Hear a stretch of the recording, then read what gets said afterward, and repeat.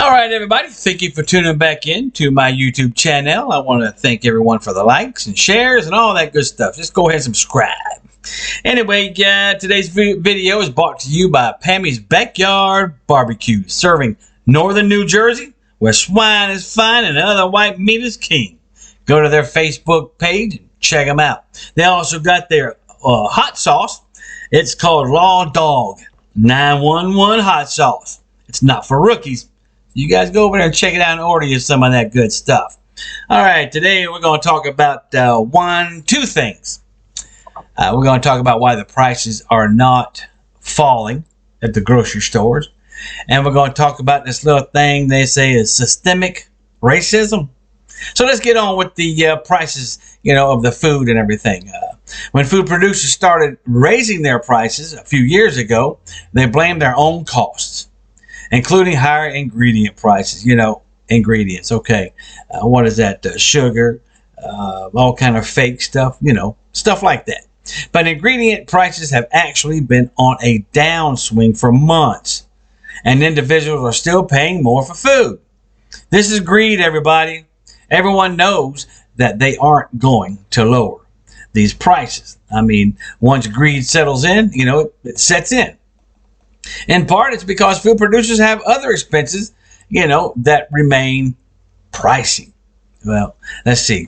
I think you probably can go ahead and shop around, and the stuff that you need won't be so pricey. It's labor, they're saying, and transportation, compared to a few years ago. But critics and industry experts say that the cost of increases have gave food makers, covered to hike prices above, what it's supposed to be. Boosting profits, of course, is going to boost profits. I mean, they're not spending more on anything. They're charging more, if anything, correcting what they saw as too low prices, in the previous years. Like I said, rip-off, greed, all that's right there. I mean, look at it. It's all right there. And now that they've seen that people will pay more, hello, they're not rushing to give up profits by charging less. So don't buy their groceries. Grow tomatoes and other veggies. I tell you what, if you have to, go out there, shoot you a deer. Look it up on YouTube on how to clean one. That gives you a lot of meat. And grow your own veggies, stuff like that, and also eggs. Eggs, what were they? 85 to $1.25, 85 cents to $1.25. And now they're $4 to $6. There was no ingredients in eggs. They did nothing to eggs but raise the price. That's it. No ingredients.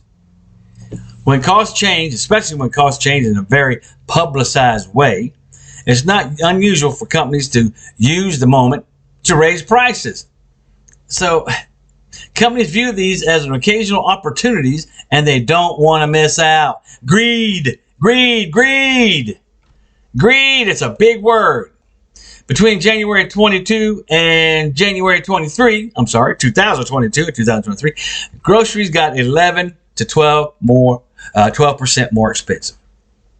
Many food companies are forecasting that they might slow down or pause price increases, but are not going to lower them. Think about it. Eggs are going to stay high. So get used to it, paying $3, $5, $6, $7 for a dozen of eggs, things like that. And bread, you're paying way more for bread and everything, every freaking thing. Anyway, my next subject is going to be systemic racism. Let's define that. It's discrimination or unequal treatment on the basis of member in a particular ethnic group, typically one that is a minority or marginalized, arising from systems, structures, or expectations that have become established within society or a situation. So let's go through that a little bit.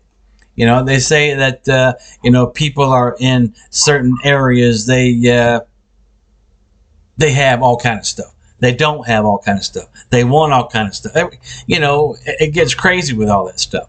It's like I said in one of my sayings, you're given a life. It's up to you to make it good or bad. On January 20th, Joe Biden became the first in U.S. history to explicitly name the sting of systemic racism. You can't even say it. In his inaugural address. So let me think about this. Hey, everything was, calming down whenever Trump was in there. It was calming down because he wouldn't mention all this crap. Everybody's getting along pretty decent from what I can see. All of a sudden, here he comes, back with his crap and Obama's crap. So, with this deliberate and specific use of the term, Biden was drawing attention to the deep-seated racial inequities in America. And, it just depends on how you take it.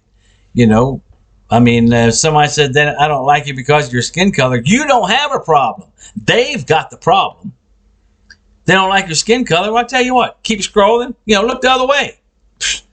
Don't matter to me, but, it's like I've always said, if it comes out of here and it's crap, I don't care what your skin color is. It's crap.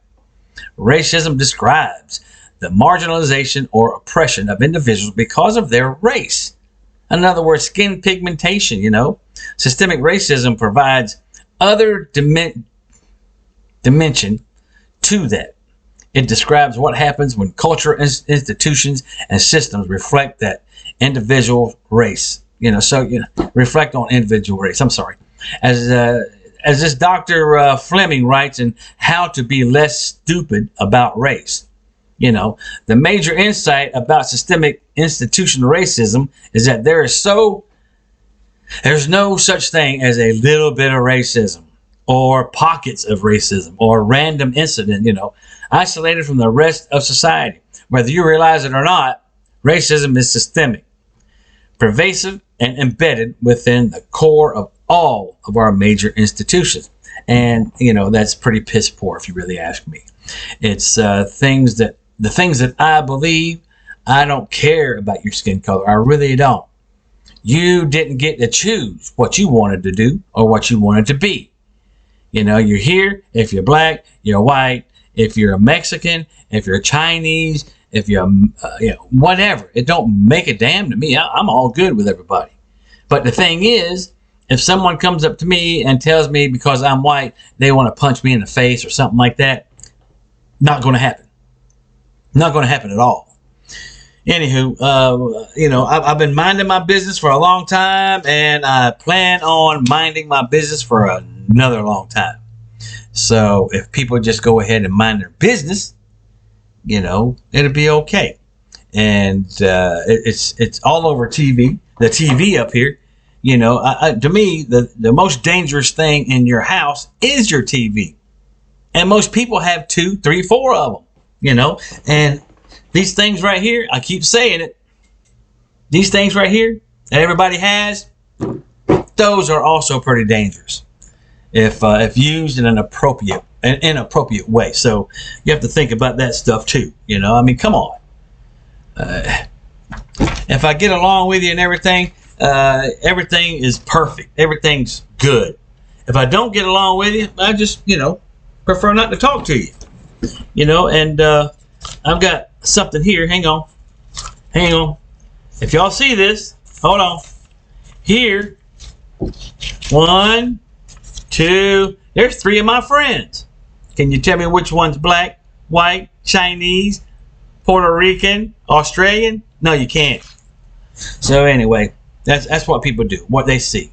So y'all think about all that stuff, man, before you start making any kind of decisions against someone because of their skin color, but I just don't get it.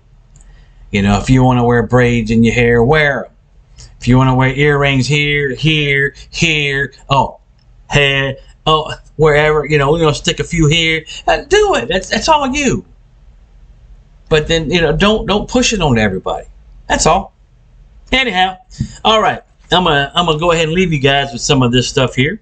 If you agree with me, give me some comments. If you disagree, still give me some comments. Talk to me.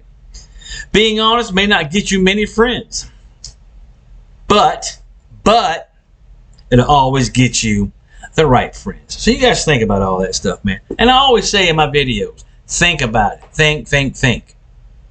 You got a noodle up here. Use it. All right, everybody. Flint's out.